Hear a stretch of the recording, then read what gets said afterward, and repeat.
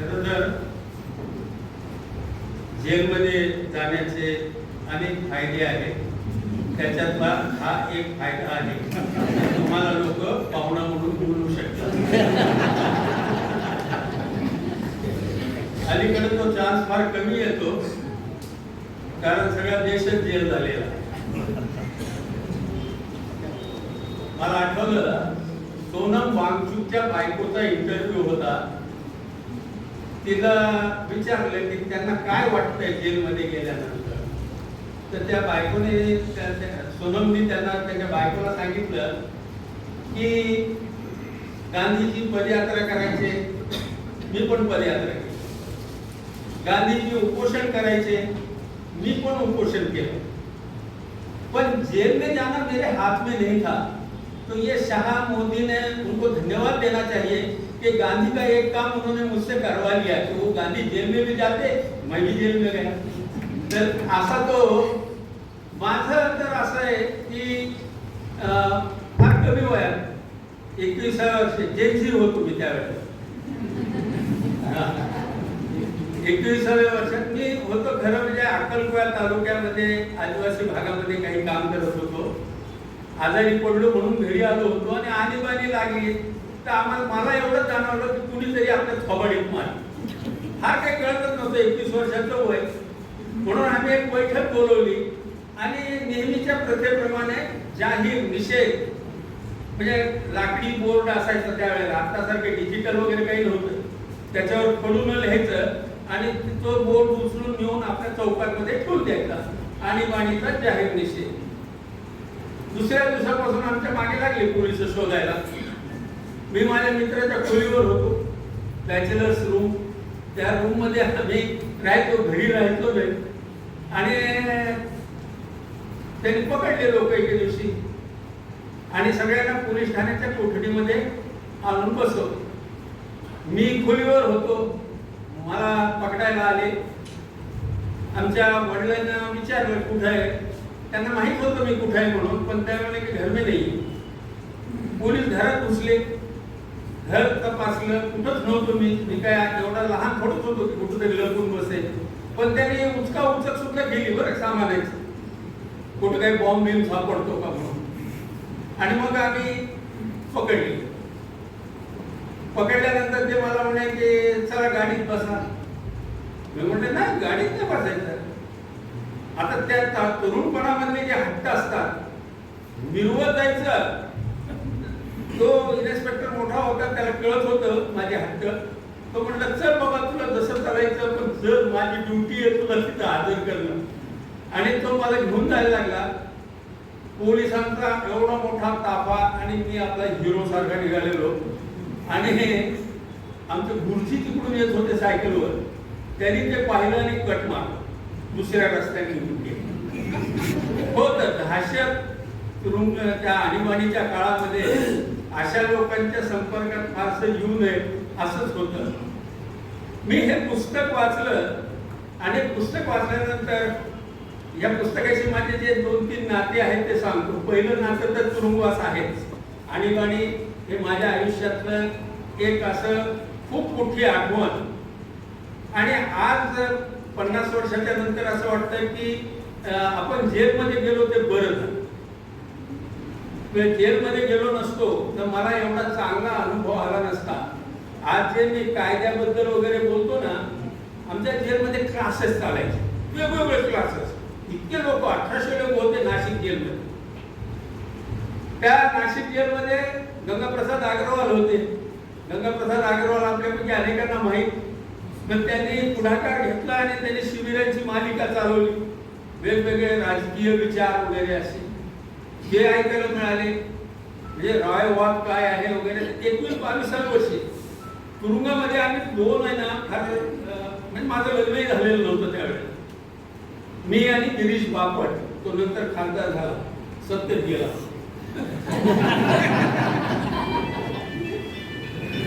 आमच्याकडे फार मस्त अंबाजोगाईमध्ये. मी अंबाजोगाईचं म्हटल्यानंतर तुम्ही प्रमोद महाजनच्या गावचे का? हे महाजन लोक फार भारी.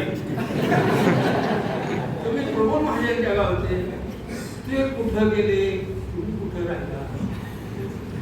असं मला विचारतात. त्यांना मी एक गोष्ट सांगतो. ती गोष्ट अशी आहे की एका बागेमध्ये एका झाडावर 2 फुल आले. माळ्याने ते तोडले, फुलाऱ्याला दिले.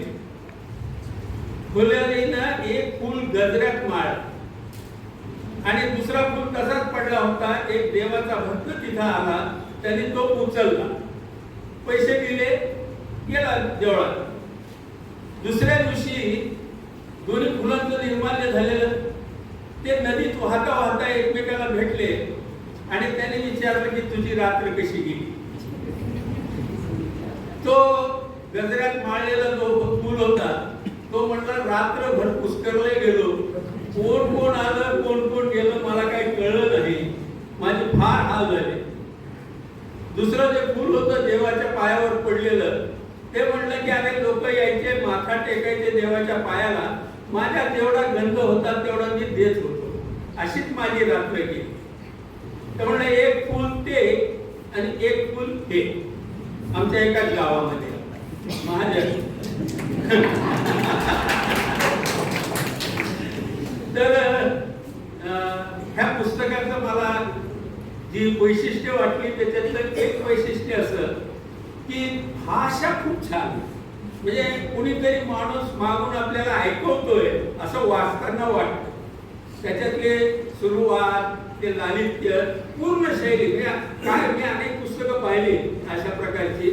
त्या पुस्तकामध्ये ना खूप रटाळपणा येतो, ते वाचावं वाटत नाही. कारण काय विषय तसा गंभीर आहे, पण तो गंभीर विषय सुद्धा इतक्या सुंदरपणे हाताळता येतो हे या पुस्तकामध्ये आपल्याला दिसून येतं. त्याचे मथळे तुम्ही बघा, पुस्तक आहे इथं. त्या मथळ्यामध्ये सुद्धा ती सगळी कला आपल्याला दिसून येते. म्हणजे हे पुस्तक जे आहे ते खूप वाचनीय आहे आणि जो उद्देश त्यांनी सांगितला की नव्या पिढीला ते वाचवलं गेलं पाहिजे. हल्ली फेसबुक, इंस्टाग्रामचा काळ आहे आणि या काळामध्ये लेखन शैली जी आहे ती इतकी तरल असावी लागणार आहे की वाचलं की तो पकडला गेला पाहिजे आणि आपल्या बरोबर त्यांनी प्रवास केला पाहिजे. तो प्रवास या पुस्तकातून होतो. मी सुद्धा सहजपणे हे पुस्तक वाचलं आणि माझ्या असं लक्षात आलं की हे पुस्तक नवी पिढी नक्की वाचू शकते. त्याने हातात घ्यावं, सुरुवात करावी आणि मग ते त्याबरोबर जातात. दुसरी गोष्ट अशी दिसली मला, आणि हे तर सगळ्यांना माहीतच आहे आपल्याला, की आपण आपल्या एवढे दस्तऐवज न करणारे लोक जगात कुठं असतील असं मला वाटत नाही. दस्तऐवज तयारच करत नाही. कधी काय झालं काय माहित नाही. फार कमी पत्रकार त्याच्यामध्ये काम करतात. या पुस्तकाचं दस्तऐवजी महत्व फार आहे. कारण ह्याच्यामध्ये तारखा, नावं, सगळ्या गोष्टी इतक्या व्यवस्थितपणे आणि जाणीवपूर्वक अभ्यास करून घेतलेली आहे. आणि मला ह्या पुस्तकाचं सगळ्यात महत्व जे वाटलं ते म्हणजे या पुस्तकाला शेवटचं चॅप्टर आहे. शेवटच्या चॅप्टर मध्ये लेखकानं आजच्या परिस्थितीचं आकलन केलं. नाहीतर काय होतं, आणीबाणी झाली, पण आज काय, आज आणीबाणीचा जो संदर्भ आज आहे तो संदर्भ त्यांनी शेवटच्या लेखामध्ये मांडला आणि म्हणून ह्याचं वर्तमान मूल्य तयार झालं. या केवळ इतिहास मूल्य नाहीये तर ह्याला एक वर्तमान मूल्यही आहे. असं हे मला वाटतं की फार कमी पुस्तकामध्ये.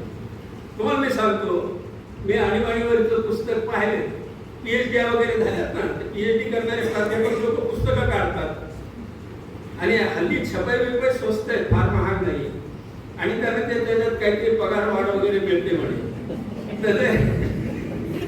तर त्याच्या असे थिसिस आलेले आहेत, पण ते एक तर रटाळ आहेत.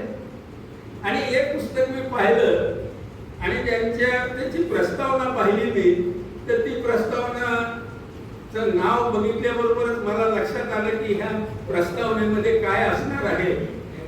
त्यांनी सुरुवातीपासून जयप्रकाश नारायणला अमेरिकेचा हस्तक वगैरे असं ठोकलेलं होतं.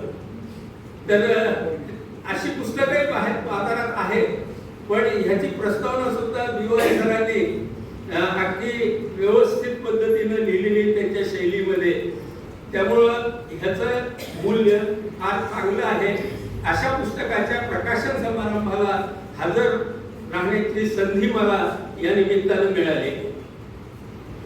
आणीबाणीच्या काळातली थोडीशी एक दोन संदर्भ मला सांगायचे आहे ज्यांचा उल्लेख या पुस्तकामध्ये आलेला नाही.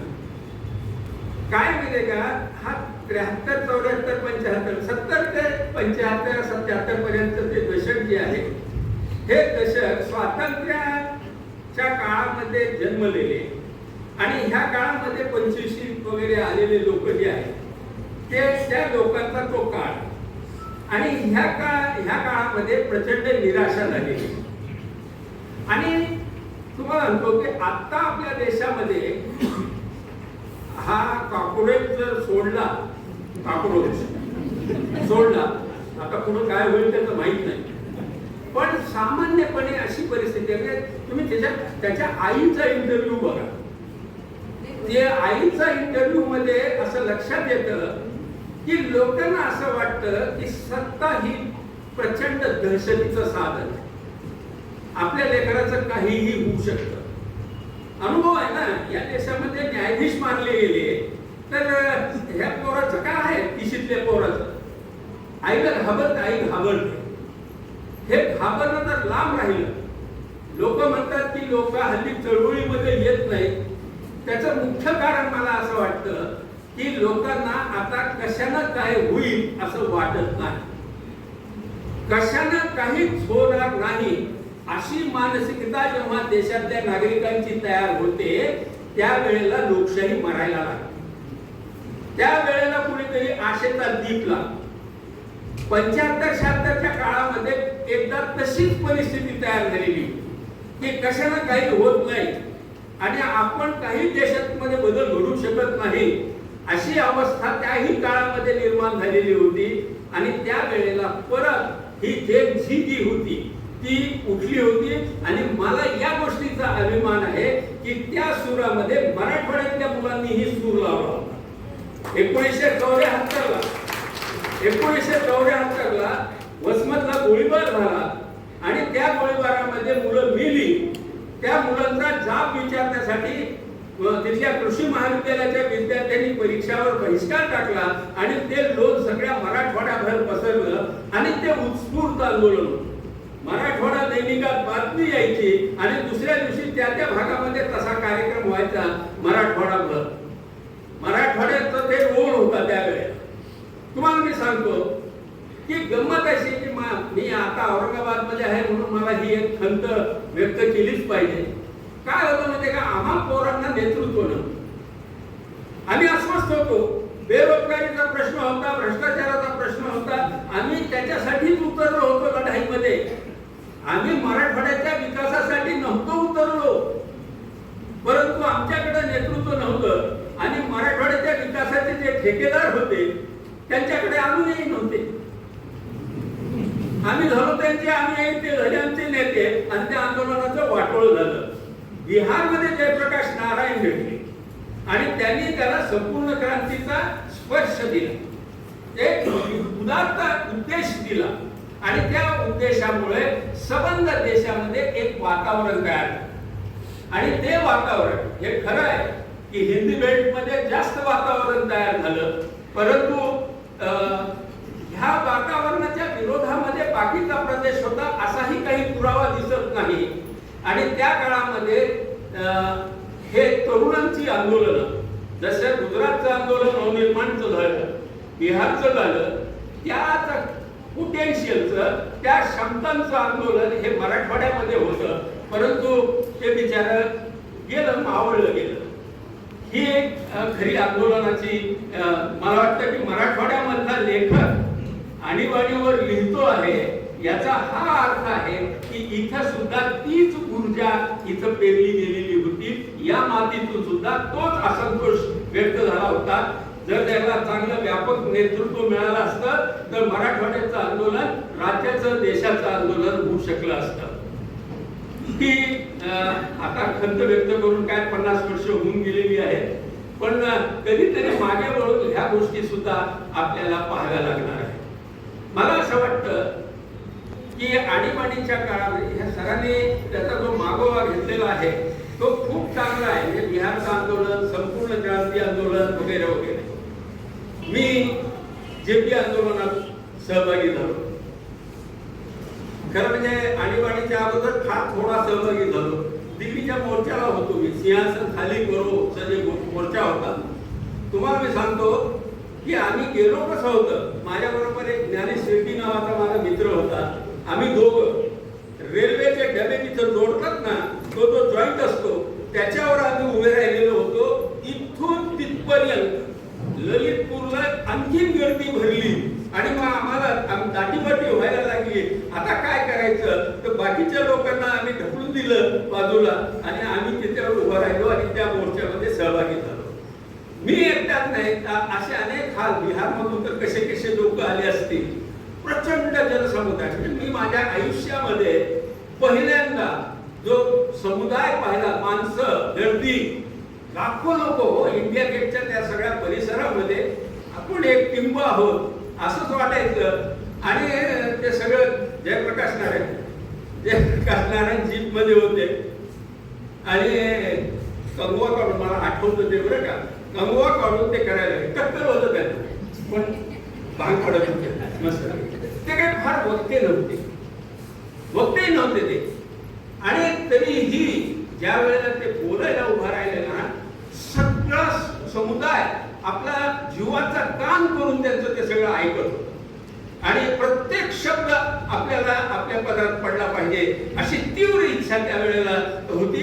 माझीही होती. आपण इतके लांब आलेलो आहे, जयप्रकाश नारायणला ऐकायचं आहे, खूप मोठी गोष्ट. आपण गांधींना पाहिलेलं नाहीये, तर आपण जयप्रकाश नारायणच्या चळवळीमध्ये आलो. ही भावना त्यावेळेला खूप बळ देणारी होती. आणि आणीबाणीच्या मध्ये एक अपप्रचार त्याही काळामध्ये निवडणूक प्रचारामध्ये झाला. गुलाबी गाल वगैरे असं मृणालताईंना उद्देशून एका मंत्र्यांनी केलेलं होतं. तसं नाहीये खरं. आम्ही आहे ना, आम्हाला अटक झाली अंबेजोगाईच्या तुरुंगामध्ये. अंबेजोगाईला एक जेल आहे छोटस, त्या सब जेलमध्ये आम्ही रात्र काढली. माझ्या बरोबर आमचे डॉक्टर द्वारकादास लोहिया होते, आमचे अनेक मित्र होते. 20-22 लोक होतो आम्ही अंबेजोगाईचे. आणि त्याच जेलमध्ये तिथंच लघवीला जायचं तर सांगायचं तुम्ही तिकडे बघा, हे लघवीला जा. सगळं एकच ठिकाणी, संडास तिथंच. आणि त्याच्यानंतर मग आम्हाला दुसऱ्या दिवशी कोर्टासमोर उभं केलं. कोर्टाने आम्हाला काय आरोप केला माहिती आहे का, इतका तक्रार होत. सत्तेचा स्वभाव आहे ना, एक फार महत्वाची गोष्ट आणीबाणी समजून घेताना घेतली पाहिजे. सत्तेचं एक स्वतंत्र चरित्र असतं. ह्या पक्षाची सत्ता आणि त्या पक्षाची सत्ता असं नसतं.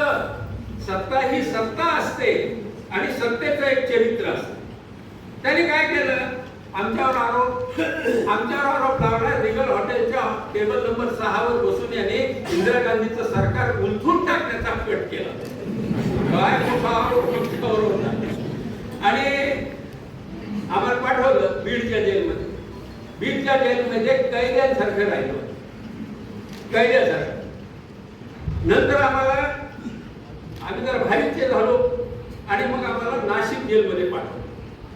नाशिक जेलमध्ये जेव्हा गेलो ना, मला आठवतं की मला टिळक आठवले, त्यांचा तुरुंगवास वगैरे. त्या वयामध्ये दुसरं काय आठवणार होतं. वाचलेलं जेवढं होतं तेवढंच आठवायचं. आणि आपण आता त्या लेवलला चाललेलो आहोत अशी भास आपला. तर त्यांनी काय केलं माहितीये का, काथ्या भरलेली कुशी, एक सतरंजीची पट्टी, सतरंजी नाही पट्टी, आणि याच्या जर्मनचे, हल्लीच्या पिढीला जर्मनचे भांडे कसे असतात ते दाखवावे लागते. तर जर्मनचे एक टाटली आणि एक मग, वाटी नाही. आणि मग आम्हाला रांगेत जायचं. आम्ही एकामागे एक रांग करून, सेपरेट 6 म्हणून एक भाग आहे, त्याच्यामध्ये अख्खं गाव असल्यासारखं जेल आहे. तर सेपरेट 6 मध्ये आम्ही गेलो. आणि तिथं आमच्या अगोदर RSSचे काही, जमात इस्लामीचे काही लोक होते बरं का. जेलमध्ये फार गुन्हे गोविंद राहतात.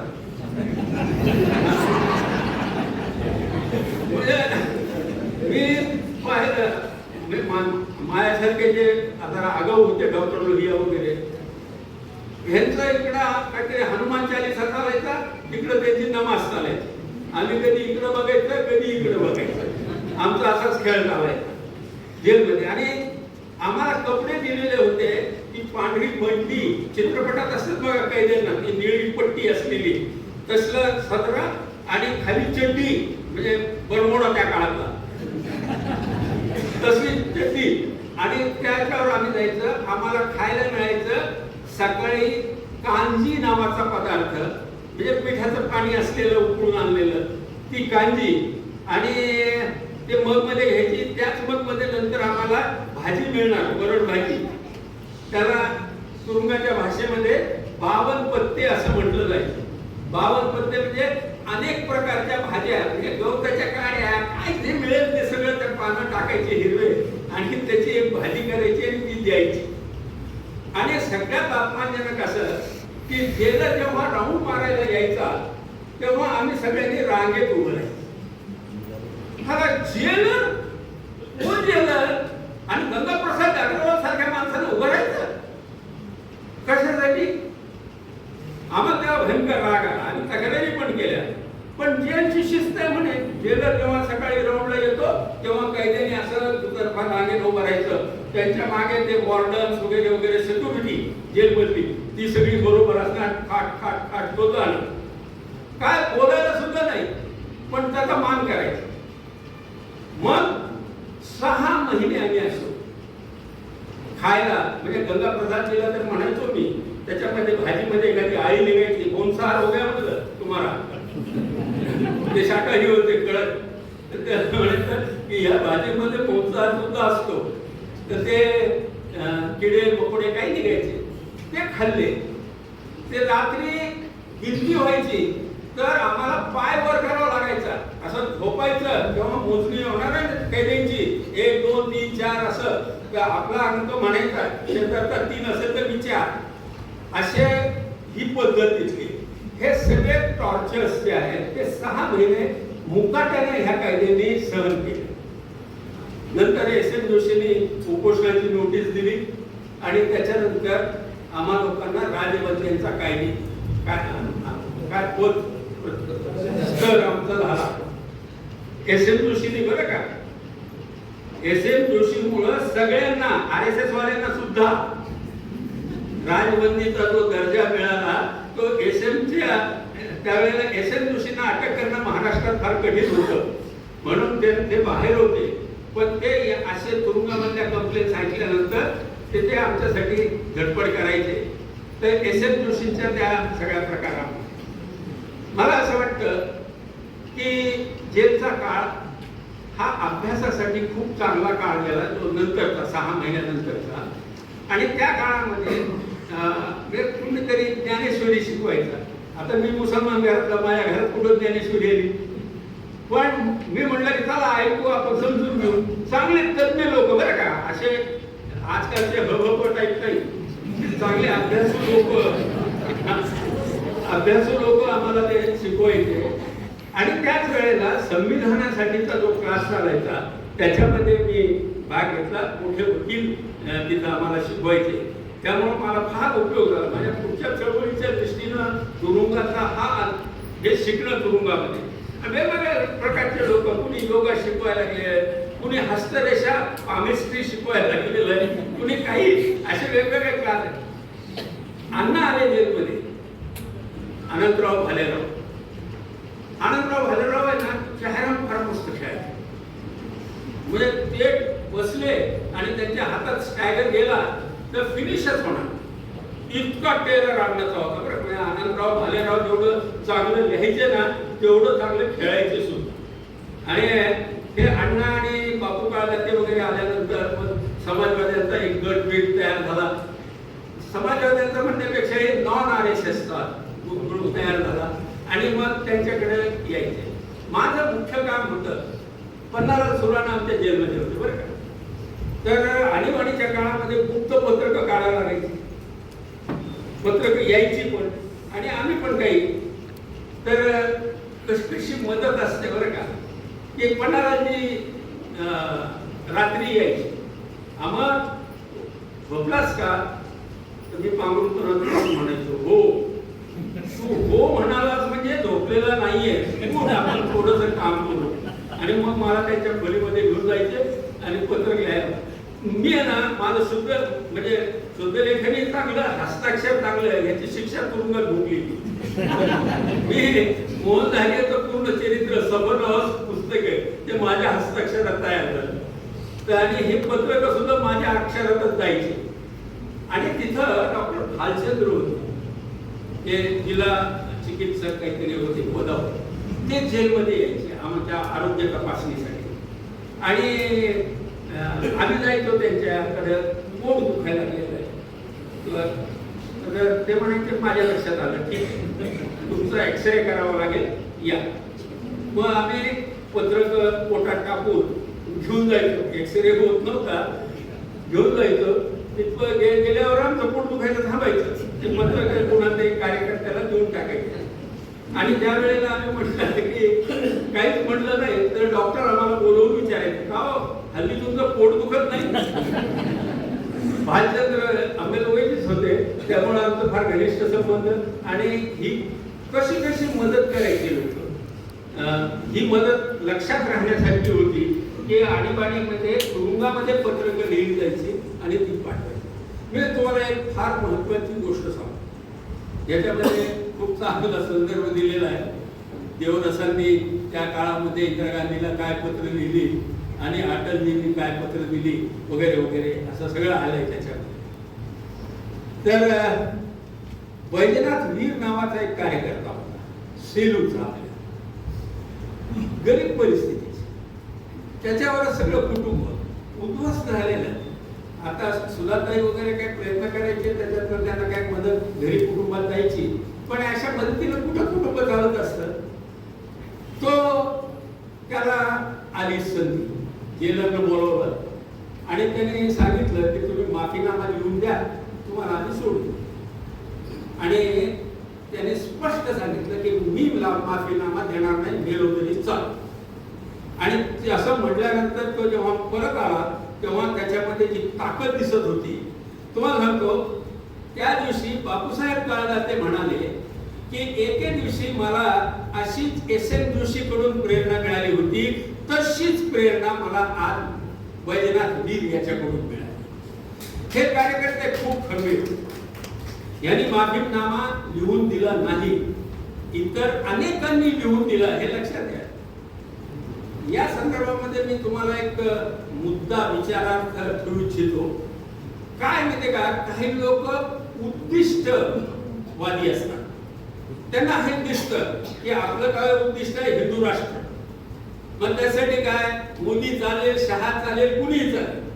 त्यासाठी काय करावं लागेल, मतपेट्या उचलायला लागतील, खोट्या मतदान करून घ्यावं लागेल, ते निवडणूक आयुक्ताला हाताशी धरून मतदान रद्द करा, सगळं करा, पण आपल्याला हिंदू राष्ट्राकडे जायचं. ही एक कार्यपद्धती आहे.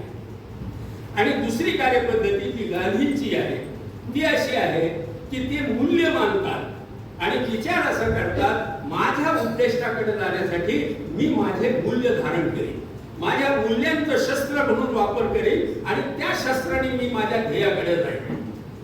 गंमत अशी झालेली आहे की आज मोदी विरोधकांमध्ये न उद्देश आहे न साधन सूचिता राहिली. त्याच्यामुळे ह्यांचे सगळे फेल्युअर्स दिसायला लागलेले आहेत. पण त्यावेळेला वैजनाथ वीरची कृती ही मूल्याधिष्ठित होती आणि उद्दिष्टाकडे जाणारी होती. आता ह्याने बोललेलं एक वाक्य फार महत्वाचं आहे, तुम्हाला सांगतो की ज्यांनी स्वातंत्र्य बघितलेलं नाही ना, त्यांना स्वातंत्र्याची किंमत कळत नाही. हे फार सुंदर वाक्य आहे. हे एकदा स्वातंत्र्य काय असतं ते बघायला पाहिजे. त्या तुरुंगामध्ये स्त्रिया नसतात आणि आवाज सुद्धा येत नाही, बायांचा आवाजच ऐकलेला नाही. आणि एकदा काय झालं, रात्रीची वेळ, जेलच्या माग झोपडपट्टी होती, त्या झोपडपट्टीमध्ये भांडण झाली आणि आवाज यायला पाहिजे. तुम्हाला म्हणतो अख्खं तुरुंग आमचं ते आवाज ऐकत होत. हे मानसिक ताण जे असतात ना, हे मानसिक ताण अनुभवल्याशिवाय कळतच नाही तुम्हाला. हे म्हणून स्वातंत्र्य गेल्यानंतर गुलामी किंवा स्वातंत्र्यामध्ये तिथून आपण जेव्हा बाहेर पडतो तेव्हाच आपल्याला स्वातंत्र्याची किंमत कळायला. एक फटका याच्यात अनेक आणीबाणीचे जे काही विशेषतः कुटुंब नियोजनाचं जे माध्यम वापरलं त्याचा खूप तपशील संजय गांधी सत्ता बाहेरचं केंद्र त्याचं सगळे नाटक ते सगळे प्रकार त्यांनी लिहिलेले.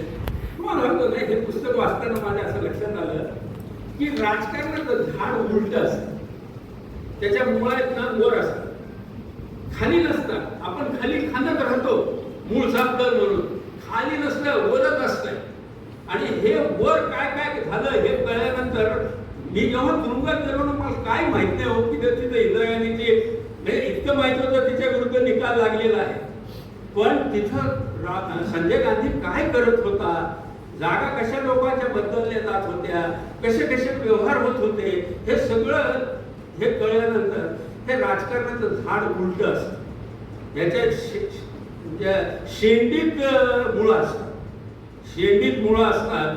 आणि म्हणून राजकारणाचं समजून घ्यायचं असेल तर वरून खाली यावं लागतं, खालून वर जाऊन राजकारण करता येत नाही. फार कमी लोक असतात गांधी सारखे जे एकाच वेळेला शिखरावरही असतात आणि खालीही असतात. ते लोक जास्त सफल होतात. वर असणारेही होत नाही सफल, खाली यावंच लागतं. पण ते फक्त गांधी सारखे अपवाद तेवढं ते करू शकतात. तर मी सांगत होतो की आणीबाणीचे जे फटके बसले त्याच्यामध्ये शेतकऱ्याला असा फटका बसलेला आहे की जो आज सगळी जी विव्हळ आहे शेतकऱ्यांची त्याचं कारण ते आहे. आणीबाणीच्या काळामध्ये शंकरराव चव्हाण हे मुख्यमंत्री होते माझ्याच मराठवाड्यात. लाज वाटते मला की त्यांनी आणीबाणीच्या काळामध्ये सीलिंगच्या कायद्याची अत्यंत कठोर अंमलबजावणी, अत्यंत कठोर. आणि त्या काळामध्ये जे सीलिंग लादला गेलं त्याचे परिणाम आज असे झाले की जमिनीचं इतकं विघटन झालेलं आहे की 2 एकरवर माणूस जगू शकत नाही हो. आणि 2 एकरचे 85% लोक झालेले. ही परिस्थिती आणण्याचं पाप आणीबाणीच्या काळात झालं. काय झालं? कारण असं होतं की आणीबाणी उठली, परत इंदिरा गांधीला सत्ता हवी असेल तर जमिनीचे तुकडे वाटलेले असावेत, ते लोक आपल्याला मतदान करतील याच्यासाठी ते करत होते. ते काही सामाजिक सुधारणा वगैरे करत नव्हते. तर त्यांचं एक राजकीय तुम्ही ना सगळे निर्णय सरकारचे लोक कल्याणासाठी एकही नसतो. सगळे निर्णय हे त्यांच्या राजकारणाचा भाग असतो. त्यांना आहे ना तलाक काही घेणं देणं नसतं, मला तिकडं. पण तलाक केला तर हिंदू जागे होता, आपल्या पाठीशी उभे राहतात, मग तलाक करा. त्यांना काय करायचं तलाकशी घेणं देणं, पण ते तसंच करतात. 2 मिनिटं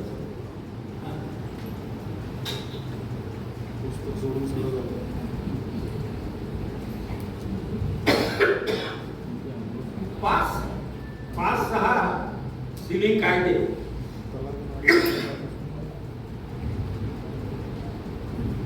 त्यावेळेला 9 शेड्यूल मध्ये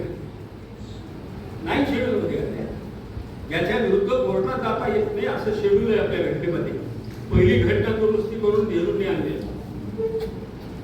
गंमत आहे बरं का, म्हणजे मला जे पश्चाताप फील होतो मागं वळल्यानंतर असं काही लक्षातही येतं. जनता राज्य काय मी जेपीच्या बरोबर असताना जॉर्ज फर्नांडिस तिथं आले. जेपीचं जस्ट डायलिसिस झालेलं होतं आणि जॉर्ज खुर्चीवर बसले, समोर स्टूल ठेवला, टेबल होता स्टूल. आणि मी जेव्हा पोचलो तेव्हा ते सांगत होते मूठ असे स्टूलवर मारून कि आपने हमको क्यों भेजा, हमें नहीं चाहिए सत्ता, हमको अलग होने के लिए करने दो, पण हमको अनुमती दो. एवढं तोडपून म्हणत होतं. त्याला काहीच हातात लागत नाही असं दिसत होतं. सत्तेचं जे प्रयोजन होतं ते पूर्ण होत नाही असं वाटत होतं जॉर्जला. आणि अस्वस्थ होऊन तो म्हणत होता. आणि जेपी नुसतं ऐकत होते. शेवटी जेपी उठले, पलंगावर बसले, आडवे होते आधी, मग बसले. आणि मग जॉर्ज उठले आणि म्हणाले हात जोडून मुझे आज्ञा दीजिए. तर जेपी म्हणले की कैसे कहूँ चले, हे प्रेम होतं त्यांचं, कैसे कहूँ प्रेम. मी त्याचे डायलॉग फार छान ऐकलेले बरं का जेपीचे. ते तिथं पाटण्यामध्ये आता हे सगळं जनता सरकार आलेलं आहे, ते लोक मोर्चे काढायचे ना, तर तिथली पद्धत अशी होती पाटण्यामध्ये की लोक जेपीच्या घराच्या तिथे यायचे. जेपी एक महिला आश्रम होता, तिथं राहायचे. त्या वरच्या ह्याच्यावर एक गॅलरी होती, जेपी तिथं जाऊन उभं राहून त्यांना हात करायचे, आशीर्वाद द्यायचे आणि मग मोर्चा जायचा पुढे. अशी पद्धत होती. एक मोर्चा असा आला त्यावेळेला मी तिथं होतो. जेपी होते, त्यांना धरून सचिदा बाबू म्हणजे त्यांचे पीए होते आणि मागे मी होतो. तर खाली घोषणा, संपूर्ण क्रांति अब नारा है, भावी इतिहास हमारा. त्यावेळेला जेपी पुटपुटले, खाली ऐकू येत नव्हतं काही, पुटपुटले, अब कहाँ का इतिहास, अब कहाँ का भविष्य. एवढंच. जेपींना त्यावेळेला जाणवलं होतं की हे असंच झालं. पण ते माझ्या दृष्टीने ना ते जे झालं ते कमी महत्वाचं नव्हतं, कारण भारतातल्या जनतेला पहिल्यांदा कळलं की तुम्ही मध्यवर्ती सत्ता सुद्धा बदलू शकता. हा आत्मविश्वास त्या लढाईमधून आला. हे लोकशाहीसाठी फार आवश्यक होतं. लोकशाहीसाठी जेपीच्या चळवळीचं मूल्य त्याच लोकांना कळू शकतं ज्यांना देशातल्या सामान्य माणसाची ताकद कशी वाढली हे कळतं. त्यावेळेला असं लोकांना वाटलं की हे सरकार आता माझ्यासारख्या 20-22 वर्षाच्या मुलाला, मी इथं बापू काळे त्यांच्या प्रचारात होतो इथं, त्यावेळेला मला असं वाटायला लागलं की आपण मध्यवर्ती सरकार पाडण्याला कारण ठरलेलं, त्याच्यात मी पण एक आहे. आणि हा आत्मविश्वास लोकशाहीमध्ये फार आवश्यक होता, तो जेपीने दिला. परंतु हे त्यांचे जे पक्ष आले ते करंटे निघाले. त्यांनी काय केलं, त्यांनी त्याचाही आढावा सगळा घेतला. इंदिरा गांधीने ज्या घटना दुरुस्त्या केल्या होत्या त्या कशा रद्द केल्या. पण तुम्हाला मी सांगतो, इंदिरा गांधीने अनुच्छेद 13 मध्ये एक घटना दुरुस्ती केली होती. अनुच्छेद 13 आमच्या घटनाकारांनी दिलेलं सगळ्यात मोठं अभय होतं. आमच्या फंडामेंटल राईट्सच्या विरुद्ध कोणतंही सरकार, कोणताही नियम, कायदा, आदेश काढू शकत नाही आणि इव्हन विधिविवाद सुद्धा टिकू शकत नाही मूलभूत अधिकारांच्या विरुद्ध. इतकं मोठं संरक्षण त्या अनुच्छेद 13 मध्ये दिलं होतं. इंदिरा गांधींनी घटना दुरुस्ती करून केलं की वरील म्हणजे 368 खाली ज्या घटना दुरुस्ती होतील त्यास वरील नियम लागू पडणार नाही. आणि आमचं कवच गेलं. या सगळ्या लोकांनी ना जनता राजवटीने 42वी घटना दुरुस्ती वगैरे वगैरे त्यांनी रद्द केले खरे, परंतु जे रद्द करायला हवे होते ते तसेच ठेवले. तसेच ठेवले. एवढंच नाही तर जनता राजवटीच्या काळामध्ये आमचा एक मूलभूत अधिकार संपुष्टात आला. म्हणजे बाबासाहेब आंबेडकर वगैरे मानणारे लोक जे आहेत त्यांनी सुद्धा बरं काढलेलं आहे.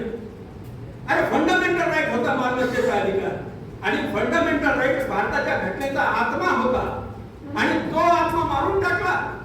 कुणी बोललं नाही काही, कारण त्यांना असं वाटलं की हे अदानी अंबानीच्या विरोधात आहे.